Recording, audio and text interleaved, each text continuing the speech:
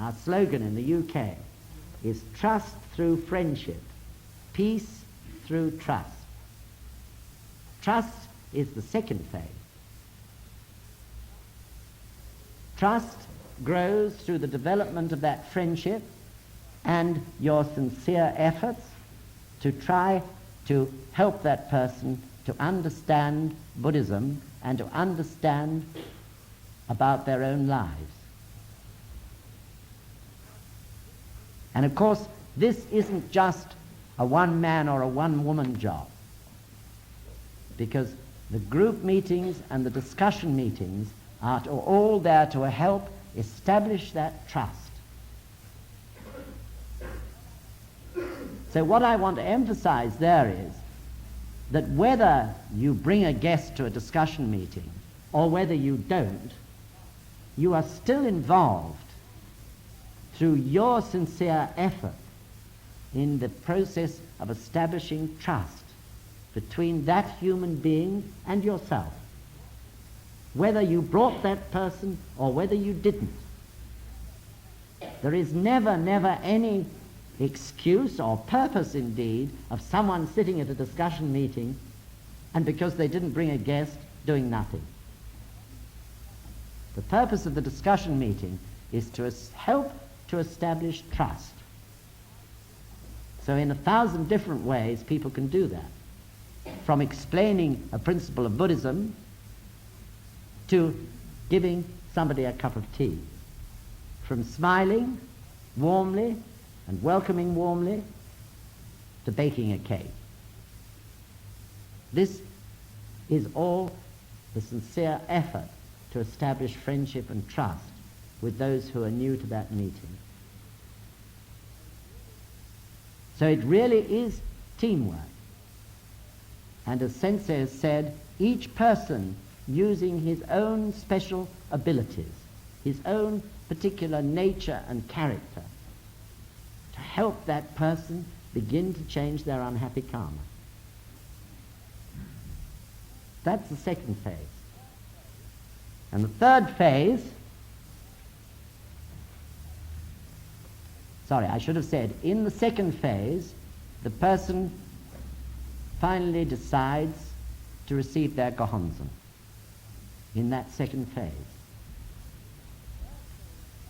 And the third phase of Shakubuku is after that.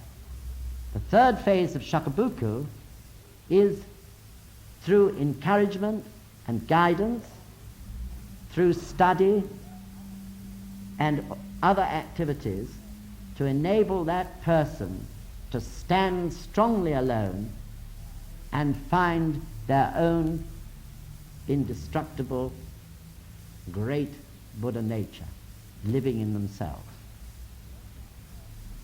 Then that person can go out with confidence and Shakubuku others. Shakubuku doesn't end until a person can stand alone strongly based on his own faith and Shakubuku and help to teach others. So of course that last phase of Shakubuku is the responsibility very largely, so far as guidance and teaching is concerned, of people who've practiced for a bit of time and understand themselves having done part of their own human revolution. But encouragement, of course, can come from everybody. So I emphasize these three phases of Shakubuku because this is what this GOSHO is about.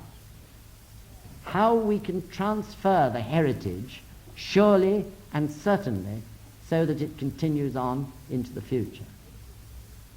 And basically there is no shortcut to those three phases.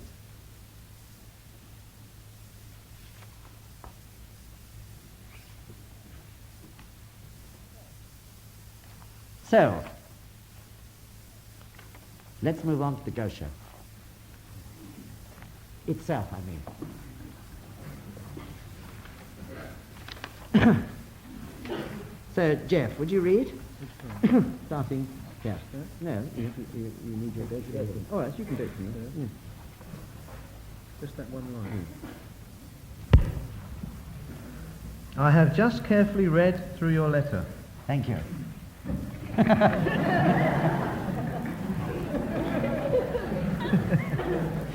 I have just carefully read through your letter. So, just to remind you that when Nichiren Daishonin wrote this GOSHO, he was in exile on Sado Island under most miserable conditions. And none of his followers thought that he would come back from there alive, because nobody ever had. So despite all those difficulties, he concentrated his whole life on writing this very difficult letter to a priest of the Tendai sect called Sairenbo, who had asked him this question about the heritage of the ultimate law of life. So Sensei said, this really makes me feel the incredible strength of the Buddha nature, no matter what trying conditions a life may be going through. Nichiren Daishonin had absolute conviction in the purpose of his life.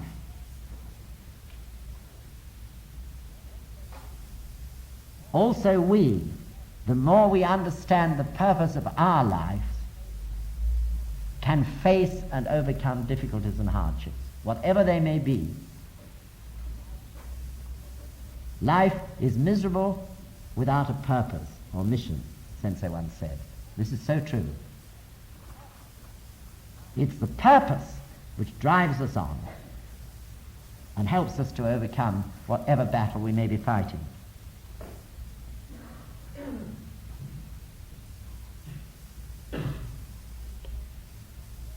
And of course, the more we practice, the more fear disappears from our lives. We know that we will be protected by all the forces of the universe, because we are putting ourselves in rhythm with those forces. We know whatever difficulty may come, that provided we keep going with the three practices, we'll always break through. There is no deadlock in Buddhism.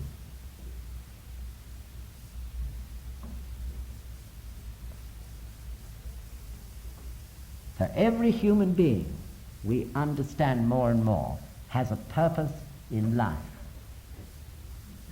which is to be fulfilled. It's the discovering of that purpose which is the most perhaps electrifying thing that Buddhism does to us. And it's that same purpose which takes us through to the very last moment of our living life, and on beyond that to our next life. Because it's the achievement of the purpose in this life which really hurls you forward, eager to continue your great purpose in your next life. This may be difficult to visualize now, but as I've said before to me, being older, it's not in the least difficult for me to visualize. And of course, this is what keeps people fighting with a youthful spirit to the very end of their time, till the last breath that they gasp. Thank you, Geoff. So, carefully reading this letter is an example of the spirit of the Buddha. Not only the spirit of the Buddha, but the spirit of those who discover the Buddha state. That even under hellish conditions, they know they'll break through. They know it's worthwhile carrying on with everything possible to improve the future. That's why he wrote not only this GOSHO, but many others. Okay?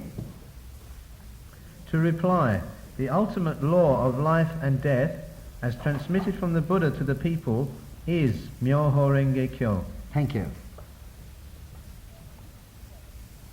So in this case, in this letter, Nichiren Daishonin gives his conclusion right at the beginning of the letter, so that the person reading it can then follow more easily the complex argument or explanation which follows. To reply, the ultimate law of life and death as transmitted from the Buddha to the people is Nam-myoho-renge-kyo. Now remember, this GOSHO was written as a reply to a letter from a priest of the Tentai sect. And the heritage of the ultimate law of life had already been discussed to some extent in this sect, because they based their practice on a partial understanding of the Lotus Sutra. This is why this priest became fascinated about the heritage of the law of life and death. But he didn't understand it from the explanations in his own sect. And therefore he wrote to Nichiren Daishonin in order to discover the answer. So Nichiren Daishonin straight out says, Myoho-renge-kyo is the ultimate law of life and death. Now this may seem absolutely natural to us, because we've been chanting Nam-myoho-renge-kyo from the very first moment we discovered Buddhism. But in those days, this wasn't at all understood. There were only perhaps 1,000 people at that time chanting Nam-myoho-renge-kyo. Nobody understood that Myoho-renge-kyo was the ultimate law of life. We have the GOSHO translated into English, lectures from Sensei, and all sorts of other materials that explain things to us. But in those days there was nothing like that. This was an electrifying statement for that priest, that Myoho-renge-kyo, that he knew because it's in fact the title of the Lotus Sutra, Myoho-renge-kyo. He would have heard of it, and he knew that Nichiren Daishonin was chanting it and teaching it to other people. But he would never have related these two things together, that the ultimate law of life and death, which his sect often discussed and argued about, was in fact Myoho-renge-kyo. That title contains the essence of the whole law of life. Therefore, he said, put the word Nam in front of it to express that devotion of our whole lives to putting ourselves in rhythm with that law. So this is why here Nichiren Daishonin says Myoho-renge-kyo, not Nam-myoho-renge-kyo, because he's relating it to Shakyamuni's Buddhism. Okay? Okay, Geoff? Right. The 5 characters of Myoho-renge-kyo were transferred from the 2 Buddhas inside the treasure tower, Shakyamuni and Taho, to Bodhisattva Jogyo, carrying on a heritage unbroken since the infinite past. Can you read it again? The 5 characters of Myoho-renge-kyo were transferred from the 2 Buddhas inside the treasure tower, Shakyamuni and Taho, to Bodhisattva Jogyo, carrying on a heritage unbroken since the infinite past. So this is the first reason which Nichiren Daishonin gives why Myoho-renge-kyo is in fact the ultimate law of life and death. And he is working or writing following the principle of the 3 proofs. Buddhism must satisfy 3 proofs. The true religion must satisfy 3 proofs. That is to say, documentary or historical proof, theoretical proof, and actual proof in this life. So to begin with, in explaining this statement that Myoho-renge-kyo is the ultimate law of life and death, he starts off with documentary or historical proof. So as you know, in the Lotus Sutra, which Shakyamuni taught, there is what is known as the ceremony in the air, or the ceremony of the treasure tower. This ceremony, which we have not time to go into now, was Shakyamuni's explanation of how the flow of Buddhism would continue into the eternal future. And he explained that the teaching for the time of Mapo, 2,000 years after he died, would be nothing else but Nam-myoho-renge-kyo, the Lotus Sutra. And he then, through this story or vision of the ceremony in the air, explained that the people who would teach this law would be known as the bodhisattvas of the earth. These were thousands and thousands of people who rose up from the earth of life. In other words, ordinary people, just like you and I. And these bodhisattvas of the earth, in this story of the treasure tower, the ceremony in the air, had a leader who was called Bodhisattva Jogyo. So Nichiren Daishonin says, the 5 characters of Myoho-renge-kyo were transferred from the 2 Buddhas inside the treasure tower, Shakyamuni and Taho, to Bodhisattva Jogyo. This was the transferings of the teachings from Shakyamuni down to this age that we're living in now.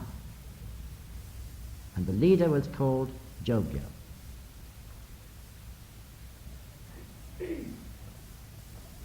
So he then goes on to say, this is carrying on a heritage unbroken since the infinite past. Shakyamuni Buddha had already said that he had not lived in the infinite past.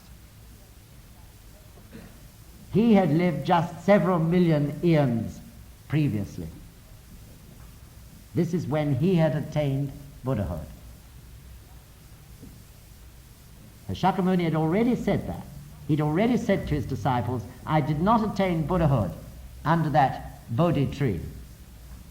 I attained Buddhahood countless eons ago at a time called Gohyako Jintengo. In other words, this was not the infinite past without beginning. But this point says, carry on a heritage unbroken since the infinite past.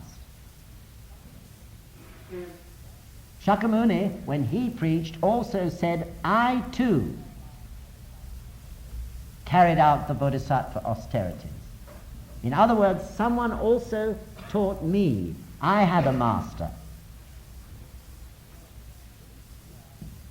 So this refers to the Buddha, as it's known, of Kuon Ganjo, the Buddha of the infinite past without beginning. And this is explained as the Buddha who was totally a natural Buddha, or if you like, the original raw Buddha. The person that appears in countless lifetimes with the Buddha state totally in ascendancy in his life, naturally. There has to be a beginning. In all evolutionary processes, there is nearly always a catalyst, or a core, or a beginning point, or a kernel, K-E-R-N-E-L. The Buddha of Kuon Ganjo is that core, or life in the natural state of Buddhahood. The person who takes the first step. This is the Buddha of Kuon Ganjo. So Shakyamuni, of course, predicted that this Buddha would appear 2,000 years after he died. And as you all know, he very specifically said what that Buddha's life would be like. Exactly what persecutions he would undergo, that he would be exiled twice, etc., etc., etc., etc. And Nichiren Daishonin, as his life progressed, fulfilled each of those predictions exactly. And he also taught Nam-myoho-renge-kyo. So in the end, everybody understood that he was the Buddha of Kuan Ganjo. He was the original Buddha who taught the ultimate law of life, which people inherit and pass on to others. So, carrying on a heritage unbroken since the infinite past means that. So this, of course, you can say is absolute theory, and you'd be absolutely right.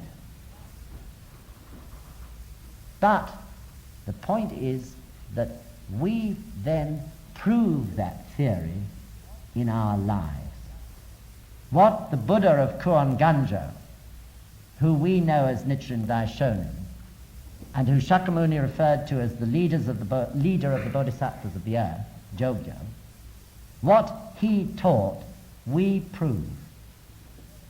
If we didn't prove it, we'd never continue chanting.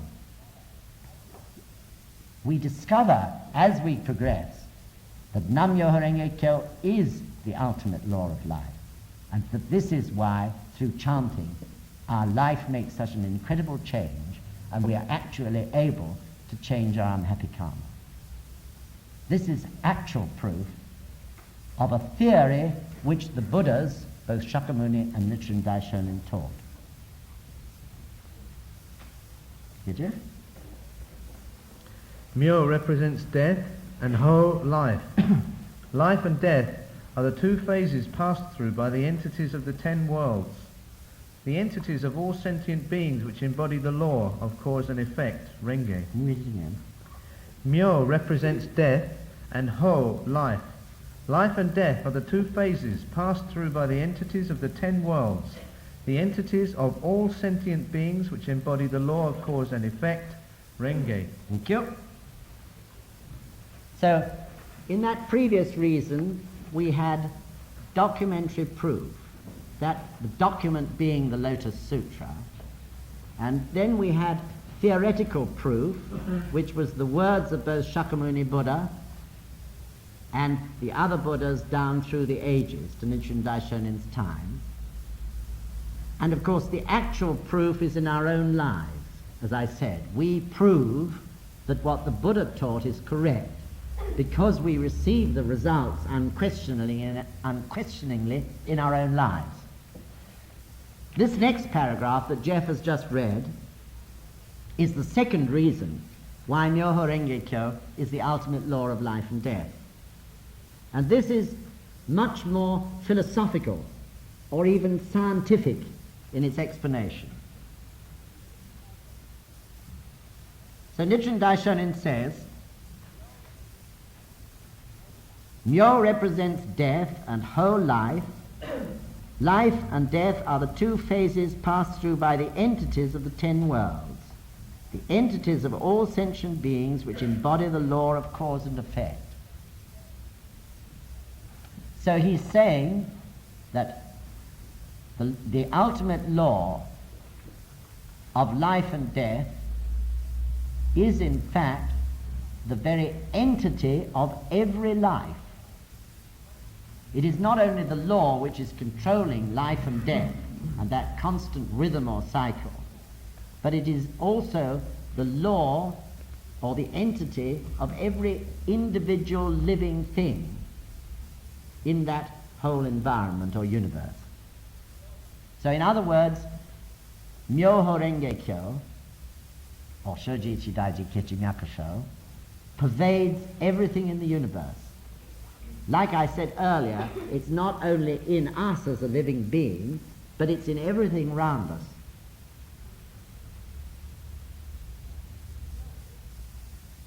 So myo, or rather myoho, Nam-myoho, means mystic law, doesn't it?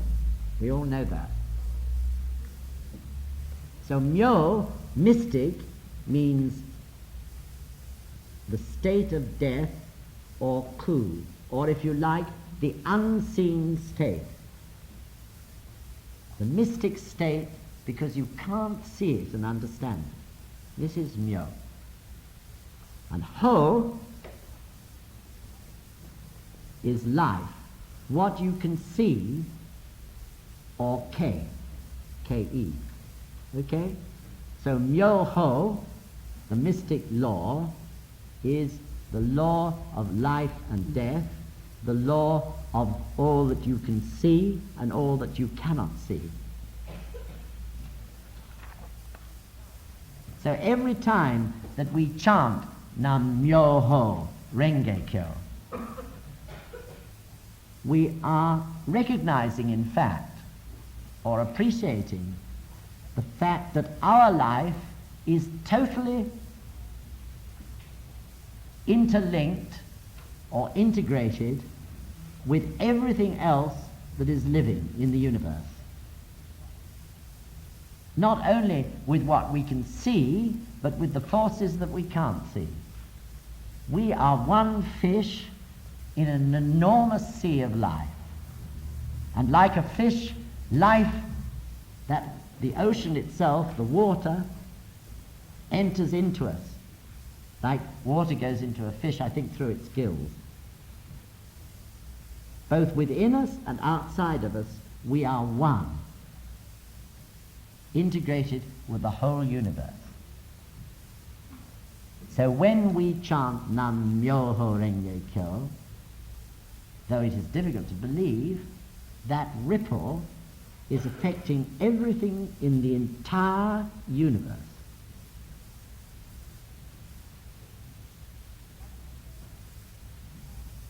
Just the same as if we killed somebody, that extinguished life and the shock of it would be felt through the whole universe. This is the significance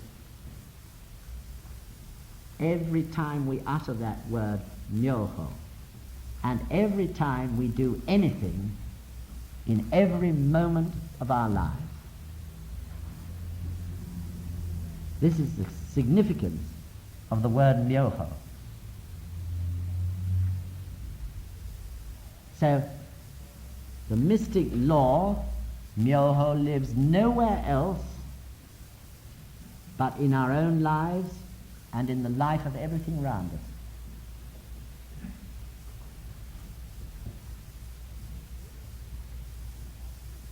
And the rhythm of this incredible law of life and death, the two states of life, vibrating through our own lives, is vibrating through everything else in the sea of life around us. As we said earlier, smaller organisms supporting greater organisms. The cells in our body supporting us. We supporting this planet we call Earth. And so on and so on. This is the meaning of myoho. This is now why you can understand probably that the most important place to look at on the Gohonzon is the second character down, which is myo. Ho is life. Ho is what you see all around you. Myo you cannot see. Myo is the power or the force of life which is almost impossible to imagine. It's so great. But it's there. So when you chant the Gohonzon, the most important point is myo. The force of life which you cannot see, yet is driving everything.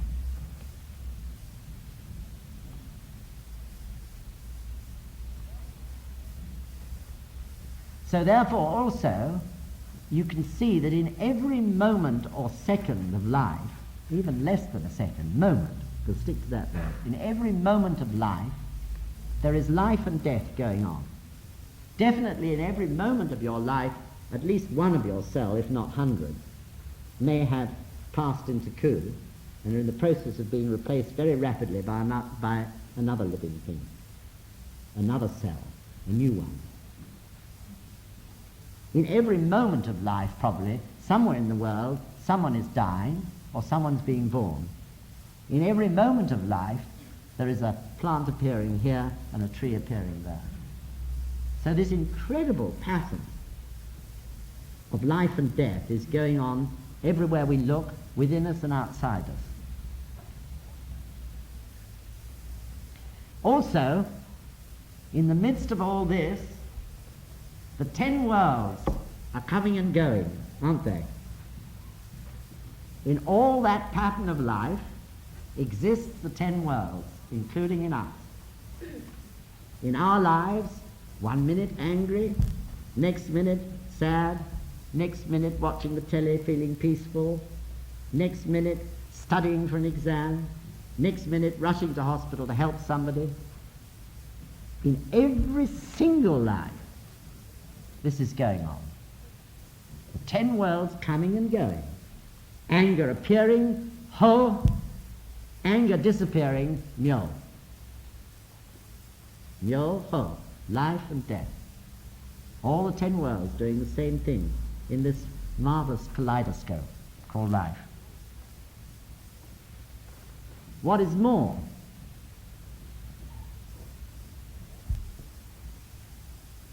we then begin to understand that the sufferings and the hopes and aspirations and emotions of life are also totally linked with the law of life and death. You suffer in the process of determining not to die. What makes a patient fight for his life without hardly knowing him? Probably really suffering. Yet they go on fighting. They're determined to live. Because they don't want to die. Because deep in their life they know that the purpose of their life is not yet completed. If they don't understand that, and they're leading a shallow life, they don't want to die because they're frightened of death. But suffering is based in the end on the existence of life and death.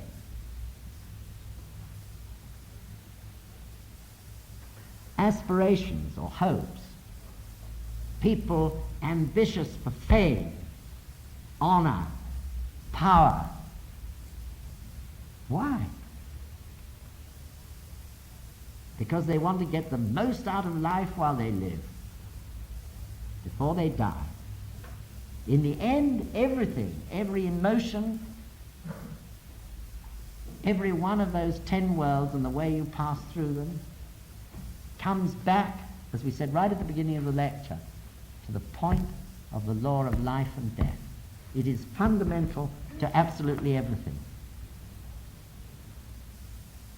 So you can also see that the law of life and death is fundamental to the rat race we live in today. Greed is fundamentally because of fear of death. Life is short. Let's make hay while the sun shines. I want all that while the going's good, while I'm still reasonably young. Before I get 50, I must have this, and this. The rat race of life comes back eventually to the point of the law of life and death.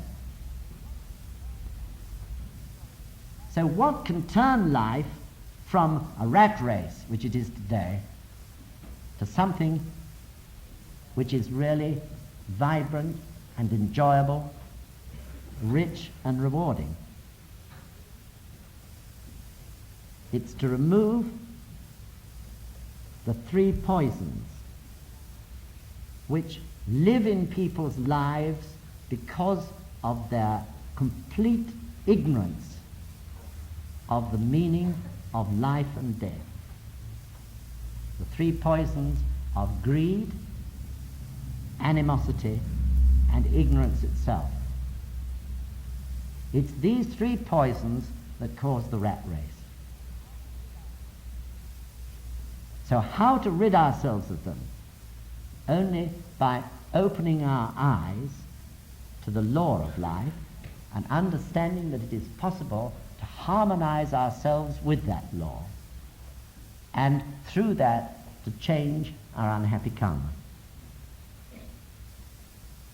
I believe this is the only way. We become, through Buddhism, enlightened to life. Once we begin to realize that life is eternal, once we begin to understand this incredible and, what other word can you use, fabulous pattern of life, the fear of death gradually disappears from us. And instead of having fear of death, we have confidence for the future. Not only the future in this life, but the future in our next life. This is a natural progression through the practice of Buddhism. And this gives life a totally new dimension. What would have driven you forward to amass an enormous amount of money, trampling on all sorts of people on the way, was your fear of death. Right deep down in your life, you wanted the most out of this life. But once that short-term view of life leaves a person, their whole attitude to life changes. A new dimension, a new set of basic values. We begin to understand that life is eternal, that there is a law called cause and effect, which is inescapably working in everything around us. So what seemed impermanent begins to feel somehow permanent. The life that you thought was going to snuff out like that, you suddenly realized isn't going to do anything of the sort. Therefore it's worth living a great life now, and a valuable one. So life, instead of hurtling down the slopes of greed and aggressiveness, violence, and a lust for power, begins to move towards creativeness and value. So I really feel this is the incredible greatness of Buddhism, that it reveals life in its actuality in incredible detail. And I'd just like to finish by reading a very short extract. Where did I put it? There we are, from Sensei's. This was a speech which Sensei gave at California University about 3 years ago. He said, "It makes me unhappy to have to say that the civilization of the world today is swayed almost completely by the desires of the lesser selves of mankind. Human greed has produced an immense, sophisticated, technological society, but only at the cost of polluting the environment and threatening to exhaust the natural resources of the planet. Attachment to things and desires and passions have led to the creation of huge buildings, sprawling express transportation networks, and ominous weaponry. If the developments and attitudes that have produced these things proceed unchecked, the self-destruction of mankind seems almost inevitable. I am convinced that the current worldwide tendency to reflect on the nature of modern society and to turn again towards humane values is a sign that at last man is trying to discover his own nature as a human being. No matter how lofty a man's intellectual abilities, he is no more than an animal if he is subordinated entirely to passions and the pursuit of impermanent things of the world. It is now time for all men to turn their eyes to the permanent aspects of life, and in this way to live so as to manifest their true value. Whether the coming century will be a realization of the dreams of well-being and happiness of all humanity depends entirely on whether or not mankind is willing to concentrate on the immutable, unchanging, powerful reality that is the law, and that is the greater life. We're just 5 minutes over. Thank you very much indeed for listening.